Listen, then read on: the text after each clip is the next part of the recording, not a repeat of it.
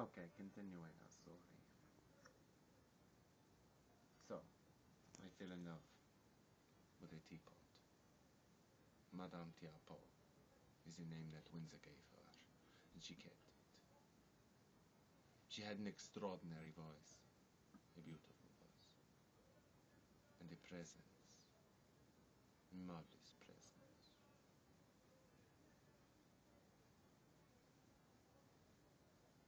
I liked her at the beginning more at the beginning. As a simple teapot with no name, as soon as she was given the name of Madame Diabo, all of a sudden she took on this persona, which at first was attractive, very attractive. But then, it got in the way. It got in the way of the simplicity of her character. All the same. So anyway, she was singing a cabaret. She was singing cabaret with Windsor notes. Beautiful cabaret. And this is, I thought, this is the musical component to the show that we're starting. We have a circus, we have music. It's wonderful. It's wonderful.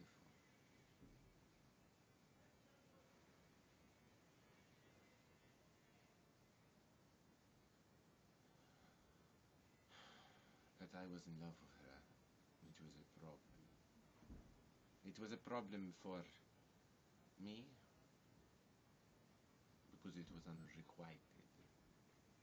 And it was a problem for Windsor, because he had other ideas, He wanted her for all for himself.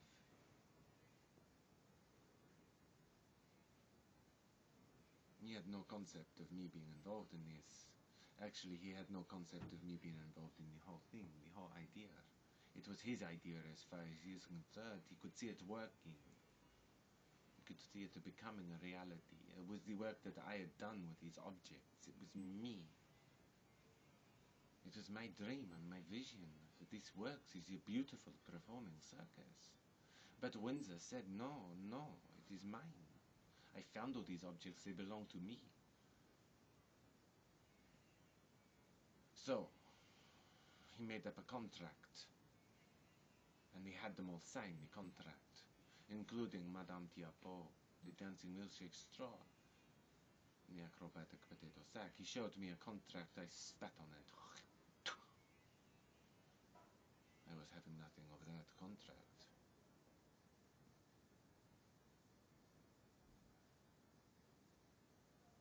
But we made a contract of our own. And so this is why I am now here in front of you. I am the ringmaster of the circus. I like the term ringmaster because it makes me think of the one who inspired me to be a part of the show back when I was a favorite sock. I suppose maybe some of my goals is to become a favorite sock again, at least for myself. Maybe this will not eventuate. We have been fortunate, though. We have been fortunate in Windsor's ability to find more objects. He's a kleptomaniac. He found himself a driving glove Lombardo, who is quite a skillful, Walks on the rope.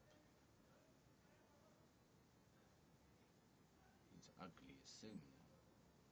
His face. Ha! People think, oh, it's so comical. I think he's ugly.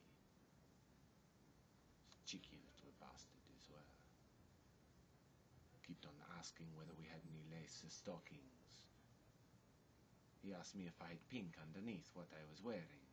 I told him I'm not wearing anything. This is me. I'd put him in his place. Then there is the daredevil ski glove, Baldeures, the alcoholic. We found him in a bar. We found him in a bar.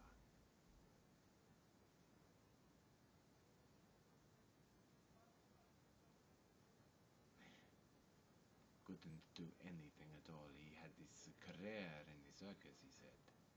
An aerialist, he said. We decided, well, Windsor decided in his infinite evil, we can fire you out of a can of baked beans. As a joke. So, there we go, we have his act. He is fired out of a cannon. With party poppers. It's so class, you know? It's kind of close to my original vision, if not quite there. I do despise the fact I have to work so closely with Windsor Knot. I can appreciate his intelligence, though. Sometimes. I never forgive him, though, for not letting me close to Madame Tiapo in the early days, before he changed her.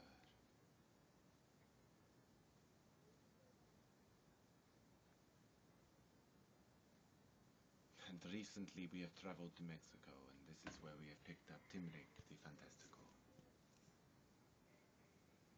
Timrick is paranoid. Timrick thinks he's been followed by the Mexican police. We have told him that this is true. This was on discussion with Windsor Knot. It was a let's exploit this fucker's paranoia. Sure, Timrick, you are being followed by the Mexican police. We are protecting you. You should be paying us. Windsor even tried to charge him pesos for the work that we are doing for him. And saving him and taking him here and having him perform. He is a hard worker, though. I give him that. That is very Mexican, you know.